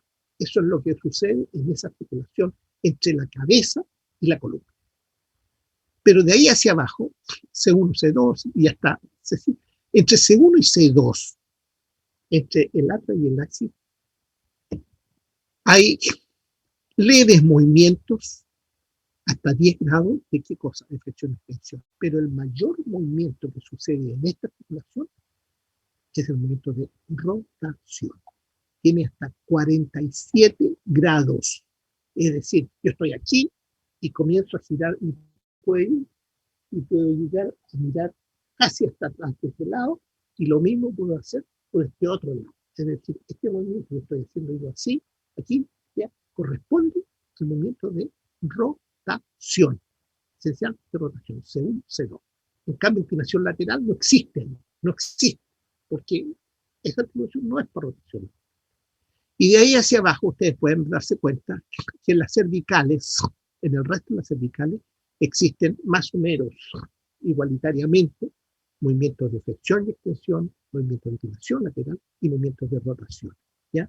Todos con alrededor de 10 grados aproximadamente, algunos otros con un poquito más, hasta 20 grados, entre la quinta y la sexta, y la séptima cervical, el movimiento de flexión y extensión. Es decir, el cuello es bastante móvil, yo puedo mover mi cuello sin mayores problemas. Pasamos a la parte torácica. Pueden decir, la parte torácica ya hoy día estudiamos, están todas las costillas allí, ¿ya? De tal manera que rigidiza un poco más el tórax. Por eso los movimientos del tórax, por ejemplo, flexión y extensión, entre T1, T2 hasta la T7, hasta la T8, T9, incluso es bastante poco. Flexión y extensión es muy poquito lo que se hace, ¿ya? La inclinación lateral está más o menos en 8 grados aproximadamente en toda la columna, ¿no es cierto? Y lo que es la rotación en la parte superior, ¿no es cierto? De 10 hacia arriba, de 8, de 9, que existe mayor rotación alrededor de 10 grados aproximadamente, pero de ahí hacia abajo, desde 10, de 11, de 12, no existe prácticamente rotación, casi nada. ¿Sí? En cambio, sí existe inclinación lateral y aumenta mucho, llegando en la parte más inferior, la flexión y extensión. Ahora, en la parte lumbar, ¿qué más tenemos en la parte lumbar? Lo que más hace la parte lumbar es flexión y extensión. ¿Ya? Podemos agacharnos, podemos hacer, ¿no es cierto?, hacia adelante, hacia atrás, tiene rango hasta de 20 grados a flexión y extensión. ¿Ya? En cambio, la inclinación lateral es bastante pequeña, 8 grados, 9 grados, y prácticamente la rotación a nivel de la zona lumbar es prácticamente cercana a cero. Es muy poquito, 1 o 2 grados aproximadamente. Entonces, fíjense, esta figura a nosotros nos da entonces los grados de movimiento que tiene cada zona, ¿ya? Y entre el E5 y S1, que sería la última lumbar y la primera sacra, la flexión y extensión es amplísimo. Eso, el promontorio, esa zona del promontorio, la inclinación lateral es muy poca y también existe cierta rotación ahí, ¿no es cierto? Entonces, estos son los tipos y rangos de movimiento en los diferentes niveles de la columna. Ustedes se dan cuenta en este esquema cómo los movimientos son mayores en una parte, menores en otra y así sucesivamente. Todo este conjunto mueve nuestra columna, ¿no es cierto? Y hace que los movimientos sean generalizados. Y cada vez que nos movemos, el núcleo que estaba dentro del disco intervertebral se mueve también. Y ese movimiento, ¿no es cierto?, hace que cuando flectemos la columna, así cuando vamos hacia adelante, el núcleo se vaya hacia atrás. ¿Por qué? Porque las vértebras, ¿no es cierto?, se abren atrás y al abrirse el núcleo se corre hacia atrás. Cuando extendamos la columna, se cierra atrás y se abre hacia adelante, por lo tanto, ¿no es cierto?, el núcleo se va hacia anterior. O bien, cuando lateralizamos, según hacia qué lado, derecho o izquierdo, el núcleo también se mueve. Y aquí están la flexión y extensión, ustedes pueden darse cuenta, la flexión lateral, que mueve la columna hacia lateralmente, y la rotación, que en realidad siempre la rotación ha sido relativamente menor. Y en relación a la cabeza solamente, a la cabeza, nosotros tenemos en relación a las líneas claviculares, que son dos, tenemos, ¿no es cierto?, la posibilidad de doblar la cabeza hasta 35 grados, hasta un ángulo de 35 grados hacia la derecha y 35 grados hacia la izquierda. Estas son, ¿no es cierto?, inclinaciones laterales de la cabeza. Ahora, la cabeza la podemos llevar hacia adelante y llevar hacia atrás. Pero hacia adelante la llevamos en relación a este plano, que es el plano de oclusión, es el plano del cierre de las piezas dentarias. Si tomamos un plano aquí de hacia atrás, el del plano de oclusión la llevamos a 65 grados hacia adelante, ¿ya? Y solamente 40 hacia atrás. Por lo tanto, vamos a tener claramente que la cabeza la podemos mover menos hacia atrás que hacia adelante. Ustedes se dan cuenta. Es que cuando estiramos la cabeza solamente 40 grados, pero cuando la inclinamos podemos llegar a 65 grados. Y en el plano sagital, en relación al plano sagital, podemos girar la cabeza. Este giro nos da a nosotros, en el otro decía 47, aquí 50 grados lateralmente, hacia la derecha y hacia la izquierda. ¿No? Podemos mirar hacia ambos lados. Profe, Sí, cuéntame. y cuando a uno le da tortícolis, ¿qué dicen? Ya, sí. ¿Por qué se produce eso? Porque hay un músculo que se llama esternocleidomastoideo, que va desde el proceso, ¿no es cierto?, mastoide hasta la clavícula y el esternón, que es el que te gira la cabeza. Y cuando te da tortícolis, ese músculo, ¿no es cierto?, se endurece, ¿no?, se contrae en forma prácticamente involuntaria y, lógicamente, te da dolor. Y si tú giras la cabeza, ¡ay, que me duele aquí el cuello! ¿Por qué? Porque hay un músculo que se llama esternocleidomastoideo, que es el músculo del giro de la cabeza. Eso lo vamos a ver en músculo. Cuando veamos músculo, vamos a ver una de las patologías clásicas, que es justamente la tortícolis. Ya existe tortícolis del momento y gente que tiene tortícolis, que nace con tortícolis congénita. Así que esos movimientos son dolorosos para uno. Eso es el plano, ¿no es cierto?, generalmente en el giro que nosotros hacemos, en la rotación que hacemos en la cabeza. ¿Ya? Pero esos son los movimientos que habitualmente hacemos y los grados más o menos de movimientos que tenemos claramente. Bien, no sé si les queda clara esta última parte o alguna otra cosa habría que repasar. ¿No hay alguna otra pregunta? ¿Estamos? Por mi parte no, profe. Ya. No sé si hay alguna otra pregunta. Las presentaciones son todos los días de la semana. Aquí me escribe Martín Rodríguez. Las presentaciones solo los miércoles y viernes. No, miércoles, viernes y miércoles, lunes, miércoles y viernes. ¿Ya? Va a tener que, Carlos Muñoz va a tener que tener más dedos nomás para poder anotar. Tiene que anotar, no todo, pues sí. Oye, existe varias cosas importantes. Existe una bibliografía que yo di, libros que ustedes pueden usar. Existen también, hay personas que han grabado todas mis clases y las tienen y andan dando vueltas mis clases grabadas por ahí, por todos lados, las mismas clases.